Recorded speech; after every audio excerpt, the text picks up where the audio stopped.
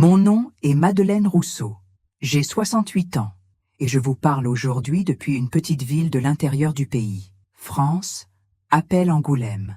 Pendant longtemps, je suis restée silencieuse. Silencieuse au sujet de ma foi, silencieuse au sujet de ma douleur, silencieuse au sujet de l'homme avec qui j'ai partagé ma vie pendant plus de 30 ans. Un homme dont tout le monde à l'église disait qu'il était un serviteur de Dieu, mais qui, chez lui, cachait un secret qui me fait encore souffrir au plus profond de moi-même. J'étais membre de l'église Lumière du Monde. J'étais fidèle, obéissante, dévote. J'ai servi aux côtés de mon mari, qui était diacre, avec tout l'amour et le respect qu'ils ont enseigné aux femmes comme moi.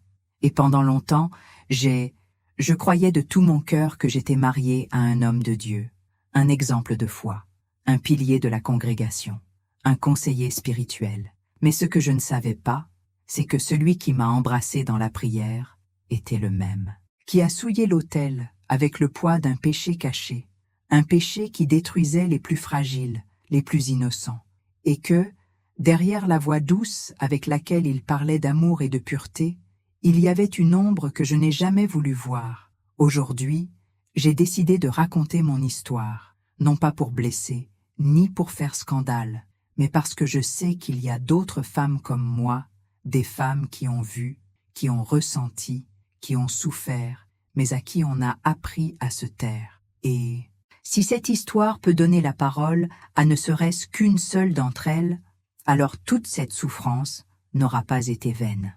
Avant de continuer, je voudrais vous demander une chose simple. Aime cette vidéo, abonnez-vous à la chaîne et commentez ci-dessous la ville et le pays depuis lesquels vous regardez. Je veux savoir jusqu'où cette vérité peut aller. Et si, comme moi, vous aussi, vous avez senti que quelque chose n'allait pas, même lorsque tout le monde autour de vous disait que c'était sacré. J'ai rencontré Jacques au sein même de l'église. Il était déjà diacre à mon arrivée à la congrégation de Bordeaux, jeune converti, âgé d'une vingtaine d'années, le cœur rempli d'une soif spirituelle. Je m'en souviens comme si c'était hier. C'était un dimanche après-midi, l'église était pleine, et je me sentais petit au milieu de tant de frères et sœurs qui connaissaient déjà les chants, les gestes, le rythme et les mots justes. Et c'est là, dans ce nouvel environnement, qu'il m'a abordé. Pour la première fois, Jacques était respecté. Les gens se taisaient à son passage. Il baissait la tête lorsqu'il parlait. Il avait une posture ferme, un ton de voix précis qui semblait sortir d'un livre sacré. Il n'élevait jamais la voix. Il n'en avait pas besoin. Il lui suffisait de le regarder. Et chacun voyait en lui un homme choisi par Dieu, un ministre de lumière, un gardien de la doctrine, un père spirituel. Pour moi, jeune femme fraîchement arrivée d'une zone rurale, sans éducation, et marquée par des pertes familiales précoces, il semblait être tout ce que je cherchais. Un homme de foi, un guide, un refuge, quelqu'un qui connaissait les Écritures par cœur, qui prononçait les mots justes au bon moment, et qui priait pour moi avec tant de ferveur que je me sentais bénie d'être près de lui. Il n'a pas fallu longtemps avant qu'il ne commence à m'aborder plus fréquemment. Il me posait des questions discrètes sur ma famille, ma vie, mes études. Il parlait doucement, gentiment, toujours respectueux. Et peu à peu, mon admiration s'est transformée en enchantement, et l'enchantement en amour. Les dirigeants de l'Église voyaient cette relation d'un bon œil. Beaucoup disaient que j'étais privilégiée d'avoir été choisie par quelqu'un comme lui, que c'était un honneur, que cela démontrait que j'avais un esprit doux, une âme malléable, un cœur sensible à la volonté de Dieu. Et j'y croyais, de tout mon être. Quand Jacques m'a demandé en mariage, j'ai eu l'impression que le ciel s'était ouvert au-dessus de moi. La cérémonie était simple, au sein même de l'assemblée, mais profondément symbolique. Le pasteur qui célébrait l'union a dit que nous scellions non seulement un engagement humain, mais aussi spirituel, que notre mariage serait le reflet de l'union entre le Christ et son Église. Et j'ai pleuré. J'ai pleuré d'émotion, de gratitude et de foi. À cette époque, ma vie tournait autour de la lumière du monde. Les offices, les jeûnes, les veillées, les fêtes des apôtres, Les rassemblements de femmes, les offices du dimanche, tout faisait partie de moi. Et être épouse de diacre n'était pas seulement une fonction, c'était une vocation. Un ministère dans le ministère. Je devais être forte, modeste, discrète, une servante. J'ai appris à toujours m'asseoir à côté de lui, au premier rang, à porter des vêtements sobres, les cheveux attachés et le visage propre, à parler peu, à écouter beaucoup, à dire « Amen » avec mon cœur et mes lèvres. Les sœurs aînées m'ont dit que je devais désormais être un exemple. Tu portes son nom, mais tu as aussi la responsabilité de représenter l'Église où que tu sois, ont-elles dit. Et je les ai écoutées avec révérence. Car la vérité, c'est qu'à l'époque, je croyais en tout il, croyais au système. Il croyait à la hiérarchie. Il croyait que des hommes comme Jacques étaient choisis par Dieu dès leur plus jeune âge, que leurs paroles avaient plus de poids, que leur foi était plus forte, que leur voix portait une autorité spirituelle. Les premières années, notre maison était le reflet du temple. Les prières du matin, les chants doux avant les repas, les études bibliques du soir. Tout semblait si pur, si juste, et il était admiré. Quand nous arrivions à l'église, les frères venaient le saluer respectueusement, puis se tournèrent vers moi avec un regard de révérence. « La femme du diacre Jacques, murmurait-il, elle est si calme, si pieuse, si soumise, et je souriais. Parce qu'être ainsi, pour moi, était un compliment, une vertu, le signe que je faisais tout bien. Dans la cuisine de l'église, les autres sœurs m'ont demandé à quoi ressemblait la vie avec un homme de Dieu. Et moi, à voix basse et le cœur gros, j'ai répondu que c'était un privilège, que je me sentais protégée, que j'avais beaucoup appris de lui, que j'avais eu de la chance, et, vraiment, je pensais l'avoir eu. Il ne m'est jamais venu à l'esprit que quelque chose puisse aller mal, ni avec lui, ni avec quelqu'un d'aussi respecté, si écouté, si aimé, ni avec quelqu'un appelé à prêcher dans d'autres villes, qui priait pour les malades, qui imposait les mains aux enfants et disait voir des lumières autour d'eux, ni avec quelqu'un qui prétendait avoir des rêves prophétiques, qui parlait de l'apôtre les larmes aux yeux, qui lisait les Écritures comme s'il mâchait la vérité entre ses dents et la transformait en paroles vivantes. Il y avait une aura autour de lui, et je me sentais petite face à elle, une femme simple, essayant d'être digne de ce mariage. Je m'efforçais de ne pas le décevoir, de ne pas commettre d'erreurs, de ne pas être un fardeau.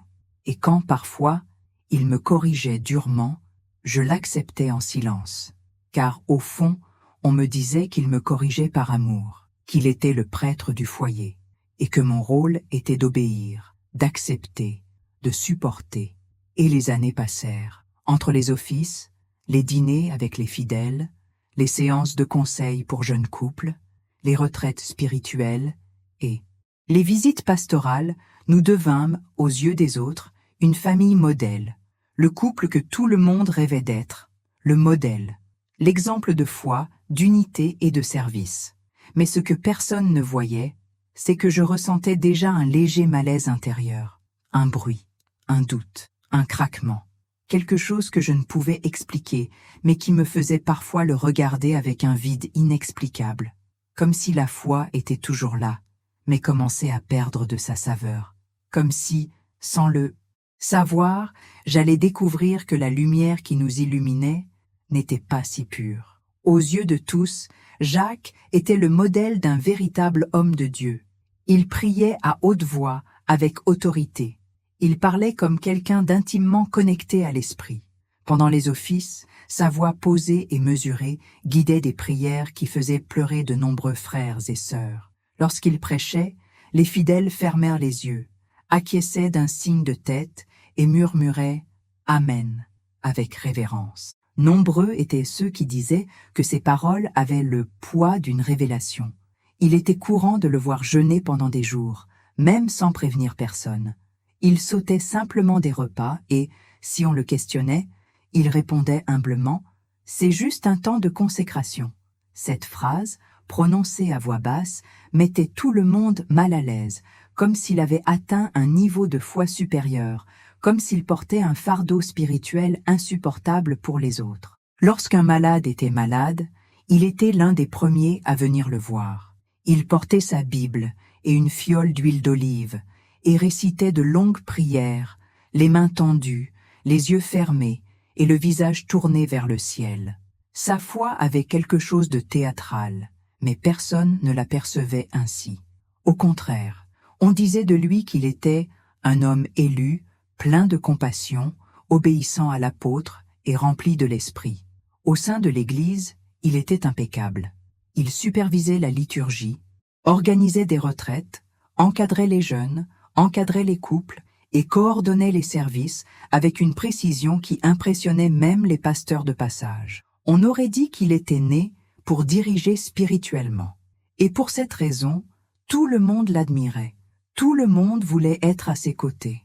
De nombreux parents ont exprimé le souhait que leurs enfants grandissent comme lui. J'écoutais tout cela avec fierté. À l'époque, j'étais profondément touché de voir à quel point il était aimé, respecté et admiré. Nous marchions main dans la cour de l'église, et j'ai remarqué les regards des jeunes sœurs, des femmes plus âgées et des adolescentes qui l'appelaient avec révérence. C'était comme épouser un symbole vivant de la foi. Mais à la maison, c'était différent. Ne vous méprenez pas, il n'était pas agressif. Pas de cris, pas de portes claquées, pas d'insultes directes, rien qui, de l'extérieur, puisse être pointé du doigt et dire « c'est mal ». Mais il y avait de la rigidité, il avait du contrôle. Un silence tendu régnait quand quelque chose ne tournait pas comme il le voulait. Et je m'y suis habitué. Il aimait que sa maison soit en ordre, non seulement physiquement, mais aussi spirituellement. La nourriture devait être préparée exactement comme il l'aimait. L'environnement devait être propre et consacré. Nous prions avant chaque repas, mais ces prières étaient toujours teintées de reproches. C'était comme si, dans chaque phrase, il y avait un rappel que chaque erreur que je commettais était aussi une erreur devant Dieu. J'essayais constamment de lui plaire, non par peur, mais par foi, car on me disait que l'homme était le chef de famille, que le sacerdoce commençait au foyer, et que le rôle de l'épouse était de soutenir ce ministère avec humilité et silence. Alors, lorsqu'il me corrigeait en public d'un regard, ou me réprimandait en privé avec des versets bibliques, je l'acceptais. Je ravalais ma peine. Je m'agenouillais le soir pour demander pardon à Dieu de ne pas être une meilleure aide. Il disait que mon rôle était de protéger sa sainteté, qu'une épouse négligente pouvait devenir une pierre d'achoppement dans la marche d'un homme de Dieu. Et quand je tombais malade ou que je me décourageais, il me demandait « Quel péché as-tu laissé entrer dans ton cœur ?» Cela me brisait. Je me sentais indigne, impur, comme si ma tristesse était une défaillance spirituelle. Avec le temps, je me suis renfermé. Je parlais moins. J'étais plus d'accord. J'ai réprimé mes doutes, mes sentiments, mes désirs, car tout ce que je faisais était interprété à la lumière de l'obéissance spirituelle. Il disait toujours « Tu dois être dans le même état d'esprit que moi, sinon nous ouvrirons des portes à l'ennemi. » Et pour moi, c'était logique. Après tout, c'est ce qu'on nous a appris dès notre plus jeune âge. L'unité spirituelle commence à la maison. Même lorsque je pleurais seule la nuit, me demandant si quelque chose clochait dans notre relation, ma conclusion était toujours la même. Le problème venait de moi. Je ne priais pas assez. Il me fallait jeûner davantage. Il me fallait faire taire mon âme et me mettre en phase avec l'esprit. Et puis, le lendemain, je me levais plus tôt, je préparais tout avec plus de zèle et je répétais les prières avec plus de ferveur, essayant de ressentir cette chaleur de la présence de Dieu que lui seul semblait connaître. Aux yeux de tous, notre mariage était exemplaire. Personne n'imaginait une épouse vivant dans un effacement constant, s'efforçant d'atteindre une sainteté qui, peu à peu, cessait de paraître humaine. J'ai été louée, certes. Les sœurs disaient que j'étais ferme, discrète, mature, mais elles ignoraient que derrière cette fermeté se cachait l'épuisement. Derrière cette discrétion, il y avait la peur de se tromper. Derrière cette maturité, il y avait la solitude. mais je n'ai jamais osé me plaindre, parce que, dans la lumière du monde, interroger un diacre, c'était presque comme interroger l'apôtre lui-même. Et questionner l'apôtre, c'était questionner Dieu. La doctrine était claire, la structure était rigide. Et j'étais là, coincée entre mon rôle d'épouse et celui de croyante. Et dans les deux cas, échouer était un péché que je ne voulais pas commettre. Avec le temps, j'ai compris que les décisions à la maison venaient toujours de lui, selon les directives de l'esprit, de ce que nous mangions aux personnes que nous fréquentions. Amis, famille, frères et sœurs croyants, tout passait par son filtre spirituel. S'il disait que quelqu'un était rebelle, nous coupions contact. S'il pensait qu'une certaine sœur était ensorcelée, je devais prendre mes distances. Et j'obéissais, parce que je croyais qu'il voyait ce que je ne voyais pas, qu'il discernait ce que je ne pouvais pas discerner. Nous vivions dans un monde où il avait toujours raison, où il discernait la vérité, et j'étais l'aide silencieuse, le soutien, invisible, le bras qui soutient sans paraître. Et cela, m'a-t-on appris, était beau, c'était noble, c'était la vocation de la femme vertueuse. Et ainsi, j'en suis venu à croire que tout cela faisait partie du service de Dieu. La rigidité, le silence, le renoncement, le contrôle. Tout cela était présenté comme du zèle, de la sainteté, comme le prix à payer pour vivre auprès d'un homme mis à part pour le ministère. Et j'ai payé ce prix avec foi, avec dévotion, avec des larmes silencieuses, et qui ont séché avant le lever du soleil, afin que personne ne soupçonne la femme du diacre Jacques. Ce que je ne savais pas encore, c'est que derrière une telle apparence de sainteté, il y avait un abîme, un vide, une obscurité qui grandissait silencieusement, et qui un jour remonterait à la surface, déchirant tout ce que je croyais sacré. Pendant longtemps, j'ai fermé les yeux, non pas parce que je ne voyais pas, mais parce que je ne voulais pas voir. Et parfois, fermer les yeux me semble plus facile que d'affronter la douleur, de découvrir que ce en quoi on croit s'effondre peut-être sous nos yeux.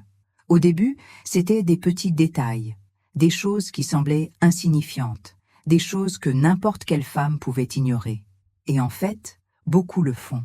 Mais maintenant, avec le recul, je réalise que c'était des signes que quelque chose de très grave était déjà en train de se produire. Et j'ai simplement choisi de croire que c'était normal. Jacques avait toujours un bureau privé au sein de la congrégation. C'était une petite pièce attenante à la salle principale, où les diacres conservaient livres, documents et matériel liturgique, et où de temps à autre, il recevait des frères pour des conseils spirituels. Au fil du temps, cet espace est devenu pour lui comme une seconde maison. Il était toujours là. Il arrivait tôt pour prier, disait-il. Il restait tard, intercédant pour les jeunes. Parfois, j'y passais des heures, même après le départ, de tous, et toujours enfermé. Seul, du moins, c'est ce que je croyais. J'ai commencé à remarquer que, surtout le dimanche et le mercredi, il demandait à 2 ou 3 jeunes de l'église de rester pour une conversation plus approfondie. Des jeunes de 13, 14 ou 15 ans, toujours les plus discrets, les plus obéissants, ceux qui, selon lui, avaient une vocation. Je trouvais cela magnifique. Après tout, quel homme s'est autant consacré à la jeunesse? Il disait qu'il devait former ces garçons avant que le monde ne les touche, qu'il préparait des vases choisis pour l'avenir. Et je le croyais, car on m'avait toujours appris à respecter le zèle spirituel, même lorsqu'il était caché sous le silence. Mais ce qui me dérangeait, c'était la fréquence, les portes closes, les murmures, la façon dont certains de ces garçons quittaient le bureau après les réunions. Des regards bas, des pas précipités, des voix douces. Parfois, j'essayais de sourire, mais ils détournaient le regard. L'un, 2 avaient même arrêté de m'appeler « Sœur Madeleine » au bout d'un moment. Et ça me faisait mal. J'étais perplexe. Jacques a dit qu'ils traversèrent des épreuves spirituelles, que c'était normal, que les jeunes en voie de consécration deviennent sensibles, introspectifs et se débattent intérieurement. Et moi, le cœur serré par le doute, j'ai simplement hoché la tête, parce que je ne voulais pas être injuste, je ne voulais pas douter de lui, je ne voulais pas tomber dans le piège de juger un et homme de Dieu. Alors, une fois de plus, j'ai ravalé mon malaise, comme quelqu'un qui avale une épine en espérant qu'elle se dissoudra. Au fil du temps, il a commencé à recevoir des messages sur son portable la nuit. Au début, ils étaient rares, mais bientôt, c'est devenu une habitude. Le téléphone vibrait avec insistance. Parfois, il quittait la pièce pour répondre. D'autres fois, il répondait sur place, allongé à côté de moi, l'écran tourné vers le bas. Je demandais doucement « Tout va bien ?» Et il répondait « Des affaires pastorales, ma chère. Un frère en crise, un jeune homme en tentation. Je dois être fort pour eux. » Et je restais silencieux. Car une fois de plus, l'argument de la foi faisait taire tout doute. Je me souviens d'une nuit en particulier. C'était un mardi. Nous étions sur le point de nous coucher quand notre téléphone a vibré 3 fois de suite. Il a regardé l'écran, a soupiré et a dit « Je dois aller à l'église. » Un des garçons traverse une crise de foi. Et il est parti, prenant la clé du bureau. Il n'est revenu que vers 3 heures du matin.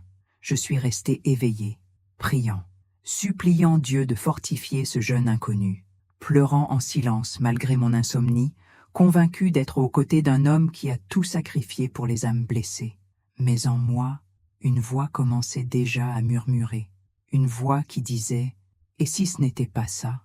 Une voix faible, étouffée, que j'ai fait taire avec des versets, des souvenirs, des prières, car je préférais croire en la sainteté de mon mari plutôt que d'ouvrir les yeux sur une vérité que je n'étais pas prête à affronter. Il commença aussi à m'empêcher d'entrer dans le bureau. Il disait qu'il contenait des documents confidentiels, des livres que seuls les diacres pouvaient lire. Parfois je passais devant et voyais des lumières allumées, même quand l'église était vide.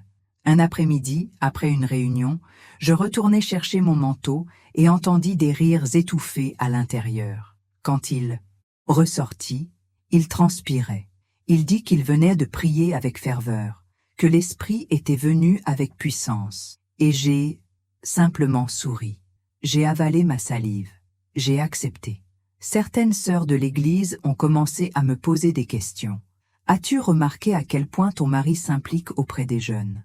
Ne devrait-il pas se reposer davantage? Penses-tu que ces longues réunions sont vraiment nécessaires? Je répondais toujours fermement. Mon mari sert Dieu, et Dieu utilise ceux qui le veulent. Au fond, ces questions me blessaient, non pas parce que je les trouvais mauvaises, mais parce qu'elles me rappelaient les miennes.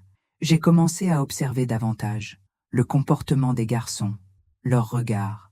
L'un d'eux, Théo, m'a profondément touché. Il était doux, timide et appliqué. Un jour, je l'ai vu quitter le bureau les yeux rouges. Je lui ai demandé si tout allait bien. Il a esquissé un sourire forcé et a dit « Oui, ma sœur », mais son visage n'était pas celui de quelqu'un qui venait de recevoir une bénédiction. C'était celui de quelqu'un qui portait en lui quelque chose qu'il ne savait pas comment exprimer. Et c'est là que j'ai commencé à ressentir de la peur. Une peur qui grandissait en moi comme un nuage noir. Parce que je savais que quelque chose n'allait pas, mais je ne voulais pas savoir quoi. Parce que me méfier de Jacques, c'était comme me méfier de tout ce que j'avais construit. C'était me méfier de ma foi, de l'Église, de moi-même. Mais les signes se multipliaient, et même en priant pour la paix, le malaise était palpable. Un jour, j'ai pris son téléphone. Non pas pour fouiner, me suis-je dit, mais pour le charger. L'écran s'est illuminé. J'ai vu un nom, un surnom, une conversation récente. Et avant qu'il ne puisse revenir, l'écran est devenu noir. Je n'ai pas eu le courage de l'ouvrir. J'ai simplement fermé les yeux et me suis dit « Seigneur, s'il y a quelque chose de caché, montre-le-moi, mais avec miséricorde, parce que je ne sais pas si je supporterai de savoir. » Je voulais avoir confiance. Je voulais croire que tout cela faisait partie d'un zèle spirituel, que les portes closes étaient des lieux de prière, que les messages étaient des appels à l'aide, que les regards des garçons n'étaient que l'expression de la honte de leurs péchés. Je voulais, de toutes mes forces, continuer à croire que mon mari était un homme de Dieu. Mais la vérité a une étrange façon de m'envahir. Elle ne hurle pas d'un coup. Elle murmure, lentement. Elle laisse apparaître des fissures avant de démolir les murs. Et à ce moment-là de ma vie, les fissures étaient déjà partout. Et je Je ne savais plus combien de temps je pourrais tenir ce plafond de foi sans qu'il ne s'effondre. La première fois que j'ai vraiment eu peur, c'est quand j'ai remarqué qu'un des garçons de l'assemblée commençait à m'éviter. Ce n'était ni direct, ni impoli. Mais lui, qui m'avait toujours accueilli avec un sourire et même une timide accolade, baissait maintenant les yeux, traversait le trottoir ou se réfugiait au fond de l'église dès qu'il me voyait approcher. Au début, j'ai cru que c'était juste de la timidité. L'adolescence, peut-être, mais au fil des semaines, le silence a cédé la place à la distance, et la distance à l'indifférence. C'était Louis, l'un des garçons que mon mari encadrait le plus. Depuis tout petit, il accompagnait sa mère aux offices religieux.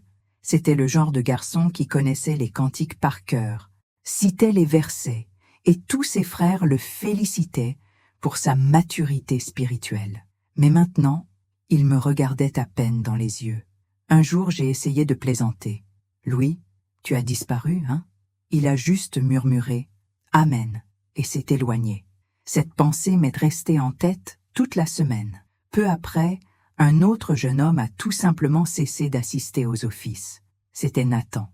Il était aussi très proche de Jacques. Je me souviens de la dernière fois que je l'ai vu. Il avait l'air tendu, en sueur, et il m'a serré dans ses bras. C'était comme s'il voulait me dire au revoir sans rien dire. Quelques jours plus tard, sa famille a invoqué des raisons personnelles pour expliquer son départ. Mais il y avait quelque chose d'étrange dans le regard de sa mère, dans les silences de son père. J'ai commencé à être plus attentif. Pendant les offices, certains garçons évitaient de s'asseoir au premier rang, là où les plus jeunes s'asseyaient habituellement. Ils préféraient les coins. Ils évitaient le regard de Jacques. Lorsqu'il s'est approché de la chaire, j'ai remarqué que 2 d'entre eux échangeaient des regards gênés. C'était comme si leurs âmes savaient quelque chose que leur corps essayait de cacher. Parfois, après la fin de l'office et le départ de tous, j'entendais de brefs bribes de conversation entre les jeunes hommes. Des murmures, des phrases errantes, des rires nerveux suivis de silences brusques à mon passage. Un soir, alors que je préparais les premiers bancs, j'entendis l'un d'eux dire, doucement mais fermement, « Elle ne sait pas, elle croit savoir, mais elle ne sait rien. » L'autre répondit, « Si seulement elle savait qui il est vraiment. » Cette phrase m'a frappé comme une pierre en pleine poitrine. J'étais paralysée. Elle a résonné en moi pendant des jours. Si seulement elle savait qui il était vraiment. J'essayais de me convaincre qu'il parlait de quelqu'un d'autre, que c'était juste une exagération, un malentendu. Mais mon cœur le savait. Quelque chose en moi n'était plus en paix. Cette semaine-là, Jacques devint encore plus réservé. Il gardait son téléphone portable comme une extension de son âme. Il partait pour des rendez-vous imprévus, toujours pressé, et revenait le regard perdu. Je lui demandais « Tout va bien ?» et il répondait toujours par un baiser sur le front et la même phrase « Pour l'amour du travail ». Mais la chaleur du baiser ne le réchauffait plus, et la phrase ne suffisait plus. Un matin, je me suis réveillée assoiffée et je suis allée à la cuisine. En passant devant le salon, j'ai vu une lumière allumée dans le bureau improvisé qu'il avait aménagé chez lui, une ancienne chambre d'amis maintenant remplie de livres d'église, de dossiers et d'objets religieux. La porte était entr'ouverte. Je me suis approchée.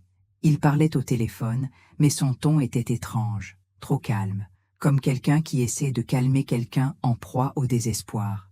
Il a dit des choses comme « Personne ne te blâmera, tu dois être fort, et ce n'était qu'une erreur, tu ne peux pas tout détruire à cause de ça. » Je me suis figée, je suis retournée dans ma chambre et je me suis allongée, mais le sommeil ne venait pas.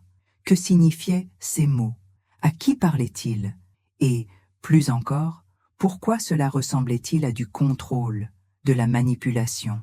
Le lendemain, j'ai demandé d'un ton léger, « As-tu pu aider ce frère en crise ?» Il m'a regardé une seconde, surprise, puis a répondu, « Oui, Dieu merci, mais je ne peux pas commenter. » Et il s'est remis à manger, comme si de rien n'était. Le doute commença à me ronger l'âme. Petit à petit, je me souvenais de situations passées qui, sur le moment, me semblaient normales, comme la fois où un jeune homme quittait le bureau en pleurs et m'annonçait une libération spirituelle, ou encore la fois où j'avais trouvé des sous-vêtements froissés entre les bancs et où il m'avait répondu qu'il devait appartenir à un adolescent insouciant. J'ai commencé à observer les services différemment, son regard sur certains jeunes, sa façon de leur toucher l'épaule trop longtemps, son sourire, celui de quelqu'un qui cache quelque chose, ou peut-être de quelqu'un qui les force à cacher quelque chose. Même lorsqu'il rendait visite à ses frères, Jacques insistait pour y aller seul, sachant que seul l'adolescent serait à la maison. « J'évite les situations embarrassantes, disait-il. C'est plus facile de parler d'homme à homme. Mais maintenant, ces visites me faisaient mal. J'étais anxieuse, agitée, attendant son retour, jetant des coups d'œil à ma montre comme si j'attendais le retour d'une personne en danger. Et le pire, c'était que le danger, c'était peut-être lui. Un dimanche, à la sortie de la messe, un jeune homme, que je ne connaissais pas bien, m'a tendu une lettre pliée. Il m'a simplement dit « Lis-la quand tu seras seul ». Je l'ai mise dans ma poche, incertaine de ce qui m'attendait. De retour chez moi, je l'ai ouverte et n'ai trouvé qu'une phrase manuscrite. « Ne te laisse pas aveugler par la peur. Tu mérites de savoir. » Il n'y avait aucune signature. Mon corps tremblait. Mon estomac se retournait. Je sentais le monde tourner. C'était comme si tout convergeait vers un seul point. La vérité était tout autour de moi. Elle frappait à la porte, mais je continuais à faire comme si c'était le vent. C'est alors que j'ai décidé, pour la première fois, d'observer sans filtre, sans le prisme d'une foi aveugle, sans le voile d'une épouse soumise. J'ai commencé à remarquer le ton de voix de Jacques avec les garçons, son irritation face à mes questions, sa façon d'esquiver mes tentatives de proximité physique, affirmant toujours qu'il devait préserver sa pureté pour jeûner, prier et servir. Un soir, j'ai sorti son costume pour le laver et j'ai trouvé une lettre dans la poche intérieure. Elle venait d'un des garçons. Elle était déchirée en lambeaux, mais j'ai réussi à en reconstituer quelques extraits. J'ai essayé de résister, mais il a dit que c'était la volonté de Dieu, que je devais m'abandonner pour être purifié. Je ne voulais pas. Mes mains tremblaient. J'avais l'impression que mon cœur allait exploser. Je me suis assise par terre et j'ai pleuré. Pour la première fois, j'ai laissé la douleur m'envahir sans résistance, parce que il n'y avait plus moyen de la nier. Le début de la méfiance est ainsi, silencieux, subtil. Il se cache derrière la foi, la routine, les justifications religieuses, mais une fois installé, c'est comme un cancer. Il ronge, il palpite, il bouleverse tout. Et à cet instant, j'ai su, ce qui allait suivre serait plus douloureux que je ne l'aurais imaginé. Mais il n'y avait pas de retour en arrière possible. J'avais besoin de savoir qui était l'homme avec qui je partageais mon lit, mon temple, ma vie, et, qui plus est, qui était l'homme que tout le monde appelait serviteur de Dieu. C'était un matin ordinaire, un de ces matins où la routine nous berce comme si de rien n'était. Je n'avais pas bien dormi depuis des semaines. Les cauchemars allaient et venaient comme des vagues noires. Je rêvais de cris étouffés, de portes verrouillées, de voix suppliantes. Je me réveillais en sueur, la poitrine serrée, mais chaque jour je m'efforçais de sourire. Je préparais du café, rangeais la maison, accrochais le costume de Jacques, faisais comme si j'étais encore la femme du diacre que tout le monde admirait. Mais, intérieurement, j'étais déjà une épave. Ce matin-là, il avait oublié son téléphone portable sur la table de la cuisine. Une erreur rare. Il le portait toujours comme s'il faisait partie de son corps. D'habitude, quand je m'approchais, il le retournait rapidement. Mais ce jour-là, peut-être par précipitation ou par distraction, il était parti sans s'en rendre compte. Il était sous la douche, comme toujours avant d'aller à l'église. L'eau de la douche coulait à flots, couvrant les bruits de la maison. Et moi, je restais là, à fixer cet appareil comme quelqu'un qui se regarde dans un miroir, qui pourrait nous révéler quelque chose qu'on préférerait ne jamais voir. Mes paumes étaient moites. Mon cœur battait si fort que je l'entendais dans mes oreilles. J'hésitais. Une partie de moi voulait encore croire que c'était de la paranoïa, mais une autre partie, la partie blessée, réduite au silence depuis des années, cette partie savait déjà. J'ai récupéré l'appareil. Il était déverrouillé. Les Message était issu d'une conversation avec un jeune de l'église, un adolescent. J'ai commencé à lire. Mon regard scrutait les mots, et plus je lisais, plus je sentais le sol se dérober sous mes pieds. C'étaient des messages envoyés aux petites heures du matin. Ils commençaient par des paroles spirituelles. « Fils dans la foi, je prie pour toi. Dieu a quelque chose de grand pour ta vie. » Mais bientôt, les mots se sont transformés. Ce sont des murmures déguisés en attention. Puis, des confessions troublantes. Vous ne pouvez parler à personne de notre alliance. C'est entre nous et Dieu. Votre corps est pur, et le Seigneur est satisfait de votre abandon. Des phrases mêlant religion et manipulation, foi et domination. Des messages qui semblaient écrits par quelqu'un qui savait précisément comment tromper un cœur innocent. Dans un passage, il dit « Ne te sens pas sale, je suis l'élu. Si je te touche, c'est parce que l'esprit me guide. » J'avais l'estomac noué. Mes mains tremblaient tellement que j'ai failli laisser tomber mon téléphone. J'ai rembobiné la conversation. C'était un vieux fil de discussion, avec des échanges incessants, des photos supprimées et de courts extraits audio. Mais une phrase m'a déchiré. « Je n'en peux plus, frère Jacques. Je me sens sale après. Pourquoi me fais-tu ça et fais-tu comme si de rien n'était à l'église ?» Et sa réponse, « Parce que c'est ainsi qu'on préserve le sacré. » Là, à cet instant, tout en moi s'est éteint. Une foi aveugle, la confiance d'une épouse, un amour fondé sur des promesses d'éternité. L'homme avec qui j'avais partagé mon lit, mes prières, mes rêves, était un prédateur, un loup déguisé en berger, un manipulateur d'âme fragile. La douche s'est arrêtée. Paniqué, j'ai remis mon téléphone. J'ai quitté la cuisine et suis allé dans la chambre comme si de rien n'était. Quand il est entré, il m'a embrassé sur le front et m'a demandé « As-tu fait mon café, mon amour ?» Sa voix, là, même que j'entendais dire « Alléluia » depuis la chair, me semblait maintenant comme du poison. Assis sur le canapé, j'essayais de paraître normal, mais intérieurement, mon corps hurlait. Chaque partie de moi voulait courir, fuir, vomir. Mais je restais là, observant silencieusement l'homme qui, quelques minutes auparavant, avait été démasqué sous mes yeux. Il sortit son téléphone, jeta un coup d'œil rapide et verrouilla l'écran.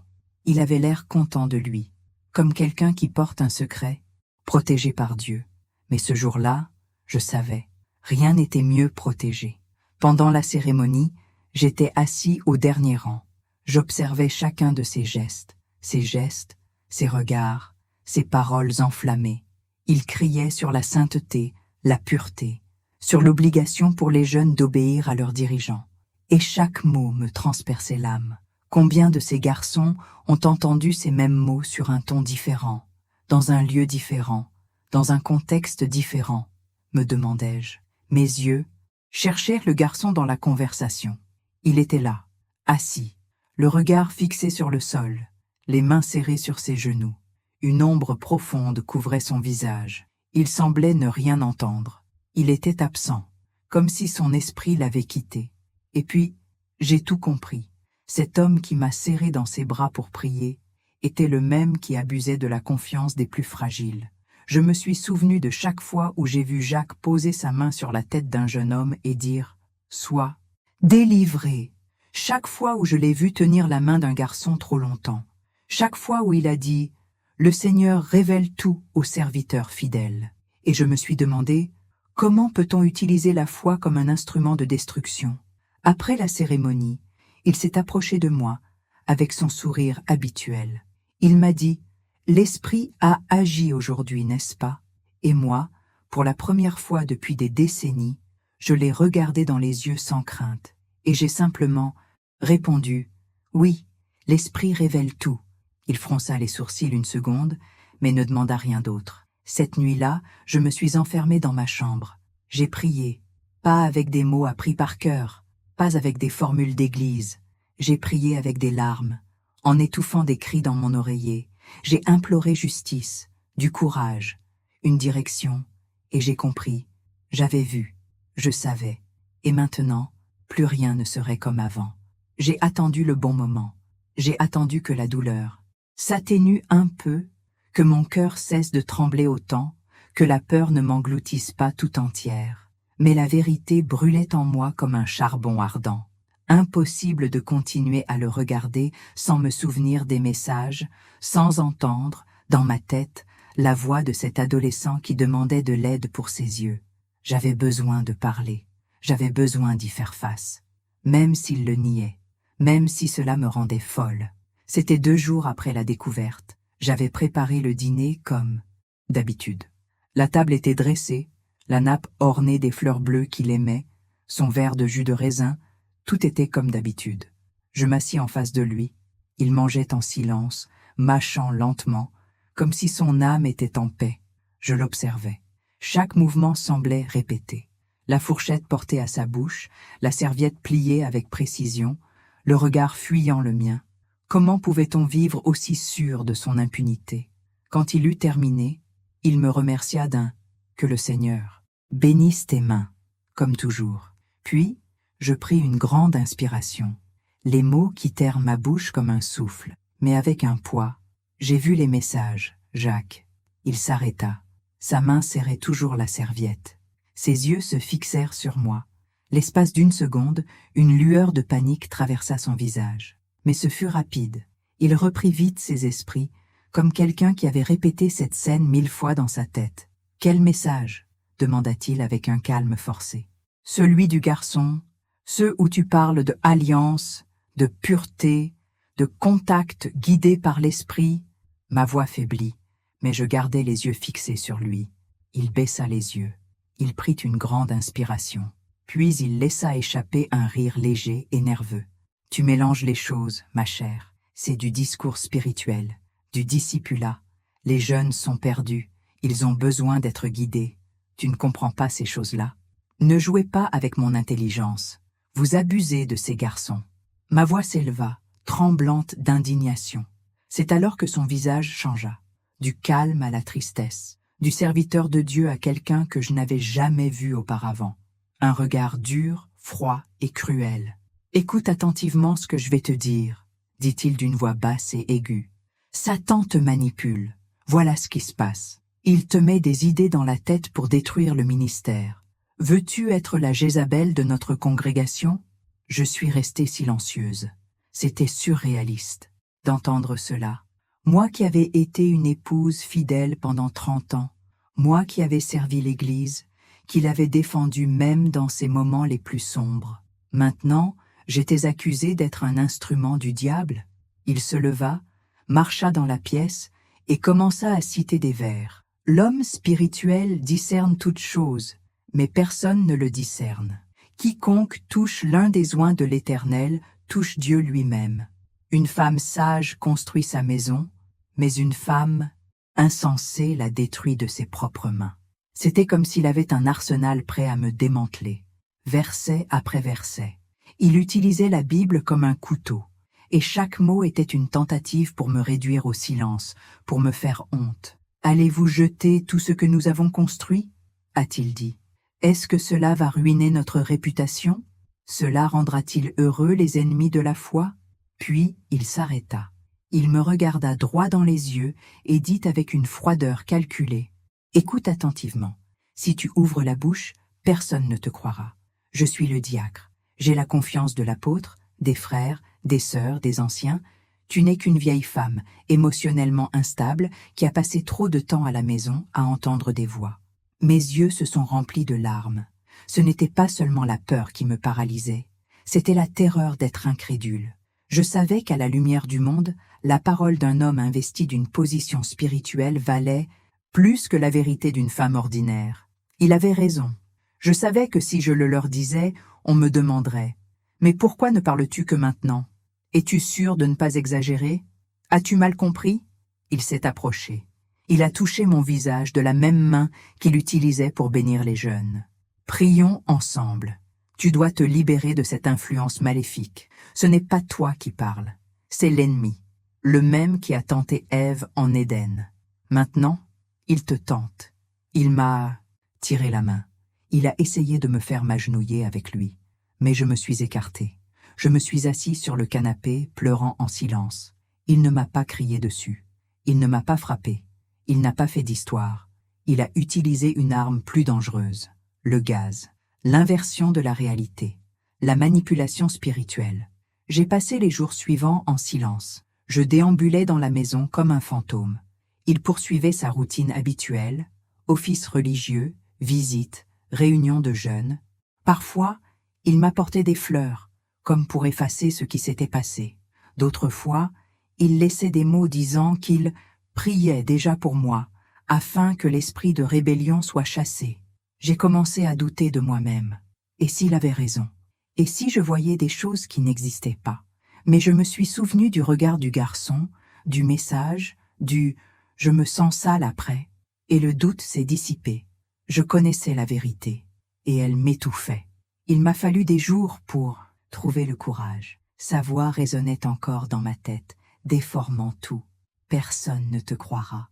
Tu n'es qu'une femme perdue. » Je répétais cette phrase en faisant la vaisselle, en me coiffant, en pliant les nappes d'autel. Extérieurement, j'avais la même apparence. Intérieurement, c'était la tempête. Mais quelque chose en moi, plus profond que la peur, commençait à éclore. Une étrange force, faite de douleur, d'indignation, d'amour pour ceux qui étaient encore prisonniers comme moi. Je ne savais pas ce que cela allait être, ni ce qui allait se passer ensuite. Mais une certitude grandissait.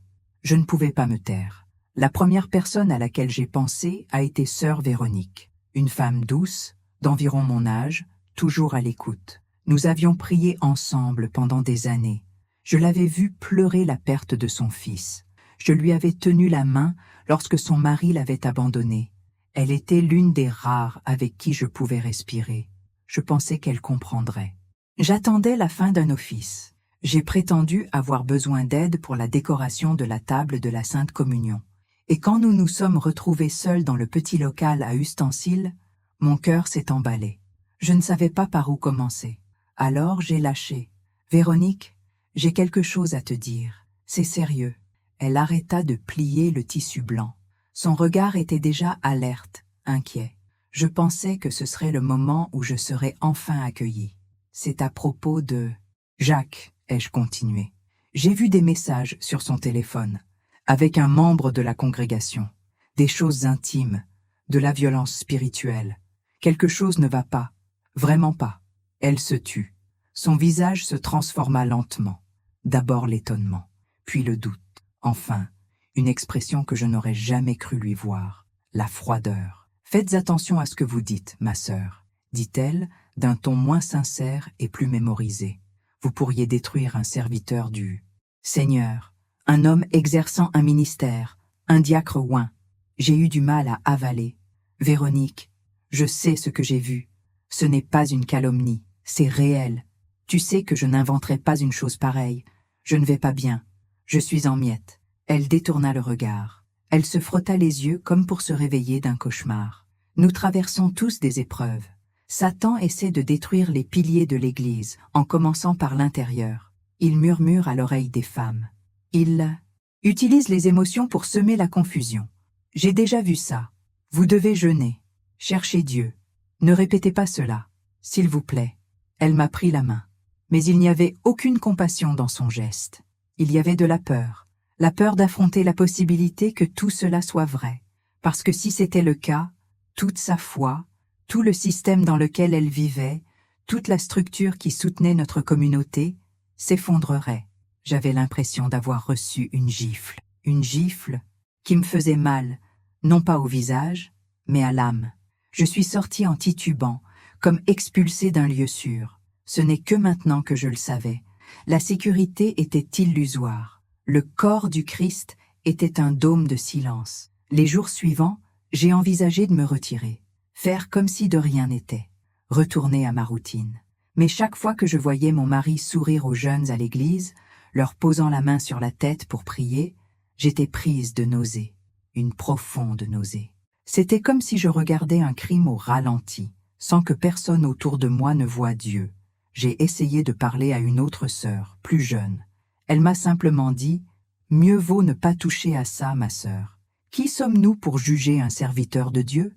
C'était toujours le même discours, comme si le titre de diacre rendait un homme intouchable, comme si être une femme faisait automatiquement de moi une menteuse. Et puis j'ai compris. J'étais seule contre le système. Il est toujours juste de s'opposer seule à des années de doctrine enseignées par le leader. Les femmes doivent être soumises. Dévoiler la vérité est un péché plus grave que commettre le mal en secret. Mais même seule, j'avais quelque chose que personne ne pouvait m'enlever. La vérité. Et c'est pour elle que j'ai décidé de la suivre. Non pas que ce soit facile. C'était le chemin le plus douloureux.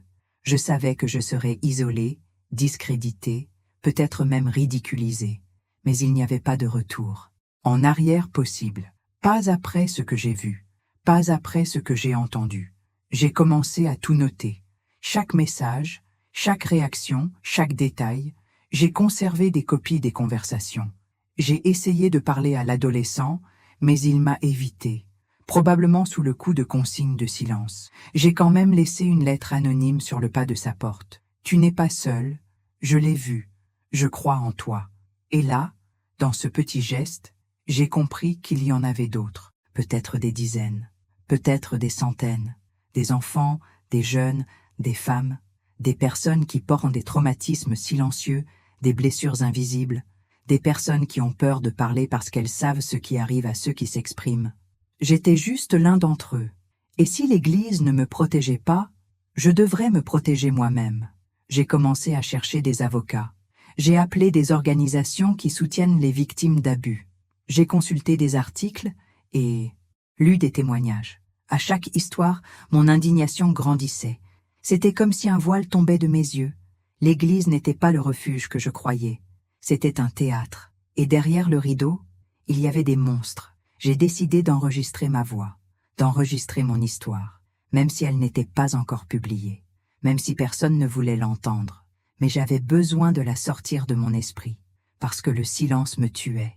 Et à la fin d'une aube froide, alors que tout, le monde dormait et que je pleurais de douleur, de colère, de soulagement, j'ai levé les yeux vers le ciel et j'ai dit « Seigneur, je ne protégerai plus le péché, je ne couvrirai plus le mal en ton nom, je choisis la vérité, et quoi qu'il arrive, je suis prêt. » La nouvelle s'est répandue comme un virus. Je n'avais encore rien dit publiquement, mais il a suffi que je me retire de certaines activités, que j'arrête d'aller aux offices avec Jacques, et surtout que je cesse de sourire comme toujours, pour que les langues se délient. Les sœurs ont commencé à me regarder avec des yeux qu'elles ne reconnaissaient plus. C'était comme si, du jour au lendemain, j'étais devenu quelqu'un de dangereux. Et dangereux pourquoi? Pour penser, pour questionner, pour voir. Il ne fallut pas longtemps pour que les murmures se transforment en accusations. Elle a perdu la boule. Elle est possédée par le diable. Jacques doit être mis à l'épreuve par sa femme rebelle. Une femme avec qui j'avais partagé larmes et prières pendant 20 ans, traversa le cimetière et détourna le visage. Un jeune homme que je considérais comme mon fils spirituel détourna le regard, honteux, ou peut-être par peur de me fréquenter. Je devins un nom que personne ne voulait prononcer. J'ai été exclu de l'équipe de louanges, sans avertissement. Mon nom a disparu des listes de nettoyage. Une sœur m'a appelé et m'a dit qu'il valait mieux que je fasse une pause dans la congrégation.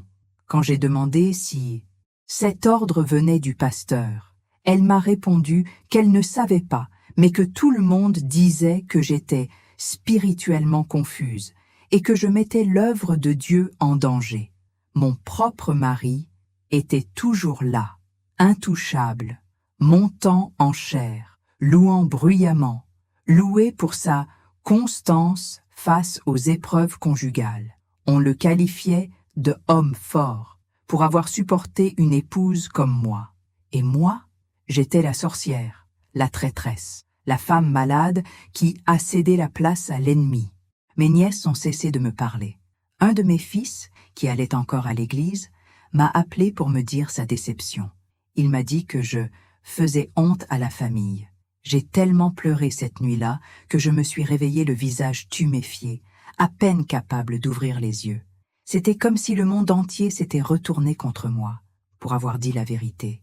Je me suis demandé 1000 fois si j'avais bien fait, s'il n'aurait pas mieux valu me taire. Puis je me suis souvenu de ce que j'avais lu, de ce que j'avais vu. les mots répugnants sur son portable, la voix douce et trompeuse avec laquelle il parlait aux adolescents. Et j'ai su, si je me taisais, il continuerait, et personne ne l'arrêterait, car l'Église n'imposait pas de limite à ces hommes. Elle les protégeait, elle les nourrissait. J'ai commencé à avoir honte de moi-même, honte d'avoir tant cru, d'avoir tant défendu, d'avoir fermé les yeux si longtemps. Un jour, je suis sorti acheter du pain et j'ai entendu 2 sœurs de l'Église chuchoter en me voyant passer. L'une d'elles a dit d'une voix forte, comme pour me faire comprendre, « Il y a des gens qui aiment détruire les ministères parce qu'ils n'en ont pas. » Cela m'a déchiré.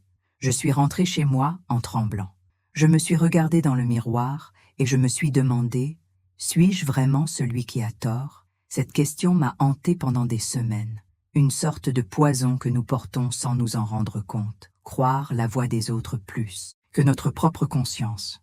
C'est dans cet état, à moitié vivant, à moitié mort, qu'un message est arrivé. C'était une jeune femme de la congrégation, une fille que je connaissais depuis un moment. Elle s'asseyait toujours au premier rang, discrète, les yeux baissés, le visage angélique. Elle a demandé à me parler, mais avec une grande urgence. Quelque chose dans son ton m'a surpris, mais j'ai accepté. Nous nous sommes rencontrés dans un parc un dimanche matin. Elle est arrivée l'air nerveux, portant un manteau malgré la chaleur. Elle s'est assise à côté de moi, sans me regarder directement. Et puis il a dit, « Ma sœur, pardonne-moi d'être arrivée comme ça, mais j'ai entendu ce qui s'est passé, ce qu'ils ont dit, et j'ai quelque chose à te dire. » Elle s'arrêta. Elle prit une grande inspiration. Elle pleura. Il m'a fait ça aussi. Mon cœur s'est arrêté pendant une seconde. Jacques? Elle hocha la tête, ses yeux se remplissant de larmes. Quand j'avais 14 ans, ça a commencé par des SMS. Puis il a dit que c'était une amitié spirituelle. Mais ce n'en était pas une. Je ne savais pas quoi penser. J'ai juste obéi, parce qu'il était diacre, parce qu'il disait que, si je le lui disais, je trahirais l'Église. J'ai pleuré avec elle. J'ai pleuré comme si elle était ma propre fille, comme si tout le poids du monde était tombé là, sur ce banc. Mais au milieu de ces pleurs, quelque chose en moi a commencé à se reconstruire. Car là, dans cette confession, j'ai compris. Je n'étais pas seule. Cette jeune femme, comme tant d'autres, était la preuve vivante que mon instinct était juste, que ma douleur n'était pas de la folie, que ma décision de rompre le silence n'était ni vanité ni rébellion. C'était une question de survie. Elle a dit qu'elle n'en avait jamais parlé à personne, qu'elle avait essayé d'oublier. Mais en entendant mon histoire, elle a ressenti quelque chose au fond d'elle. Elle s'est dit qu'il était peut-être temps d'arrêter de tout porter. Seule. Nous avons discuté pendant des heures. Nous avons conclu un pacte. Nous ne serions plus réduits au silence. Et puis, j'ai réalisé quelque chose d'encore plus puissant. Jacques n'était pas un cas isolé. Il faisait partie d'un système plus vaste. Un système où beaucoup d'hommes se cachaient derrière leur foi, où les titres spirituels servèrent de masque, où la faute incombait toujours à la victime, où le péché était caché en chair. Ce jour-là, je suis rentré chez moi transformé, toujours effrayé, toujours blessé, mais avec une certitude nouvelle. Ma douleur n'avait pas été vaine, et mon histoire devait être racontée. La honte subsistait, l'exil était réel, mais maintenant, j'avais une alliée, et avec elle, la possibilité que d'autres se soulèvent aussi, et qu'ensemble, nous pourrions dire au monde, la vérité survit là où la douleur a été ignorée. Si vous m'aviez vu il y a 1 an, vous ne m'auriez peut-être pas reconnue. J'étais l'épouse d'un diacre respecté. J'étais assise, au premier rang, vêtue modestement, le regard toujours attentif aux louanges, murmurant « Amen » à chaque mot prononcé en chair. J'affichais un large sourire. Je saluais chacun avec douceur. Je croyais être exactement là où Dieu voulait que je sois. Mais aujourd'hui, assis ici, je regarde cette caméra et je dis avec tout le poids et toute la libération que ces mots portent. Ce qui m'a détruit, ce n'était pas son péché, c'était le silence de l'Église. Car lorsqu'une femme parle, elle est discréditée. Lorsqu'une femme dénonce, elle est diffamée. Lorsqu'une femme hurle, on dit qu'elle est devenue folle. Mais lorsqu'un homme ayant un titre spirituel commet des abus, l'institution le couvre de prières, le détourne de versets et le couvre d'excuses, d'épreuves spirituelles. Je ne veux plus faire semblant de ne pas avoir vu, de ne pas avoir entendu, de ne pas avoir senti mon âme s'effondrer en réalisant que tout ce que j'appelais « vie avec Dieu » n'était en fait qu'une prison aux fenêtres en forme de versets et aux menottes en forme de Amen. J'ai perdu des amis, j'ai perdu ma famille, j'ai même perdu mon identité pendant un temps, mais j'ai gagné quelque chose que je ne veux plus jamais perdre, la conscience de la vérité. Et c'est pourquoi aujourd'hui, en ce moment même, je ne parle pas seulement en mon nom, je parle au nom de chaque femme qui porte le traumatisme dans ses os, dans ses souvenirs, dans ses prières silencieuses du soir, sous sa couverture. Je parle au nom de ceux qui ont été touchés sans leur consentement, de ceux qui ont été manipulés au nom de Dieu, de ceux qui ont été réduits au silence par peur de faire honte à l'œuvre. Je parle pour ceux qui n'ont jamais rien dit, et pour ceux qui, comme moi, commencent à dire quelque chose. Parce que la vérité a un son, et le nom de ce son est libéré. Si vous savez aussi quelque chose, ne te tais pas. Je sais que tu as peur. Tu penses que personne ne t'écoutera, qu'on t'accuse, qu'on te tourne le dos, qu'on te traite de moins que rien. Mais j'ai besoin que tu m'écoutes attentivement. Les innocents ont besoin de ta voix.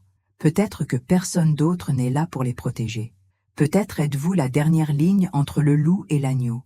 Peut-être êtes-vous né avec la mission de briser ce cycle, pour dire qu'est juste comme ça. Et même si tu trembles, même si tu pleures, même si tu es seul pendant un moment, Dieu sera avec toi. Car, contrairement aux hommes qui se cachent, derrière la foi, Dieu n'a pas peur de la vérité. Dieu ne punit pas ceux qui disent la vérité. Il punit ceux qui la cachent. Et c'est la phrase qui m'a tiré du lit les jours les plus sombres. La phrase qui m'a fait enregistrer cette vidéo. La phrase qui m'empêche de retourner au silence. Donc si vous êtes arrivé jusqu'ici, si vous avez écouté mon histoire jusqu'à la fin, je veux vous demander quelque chose.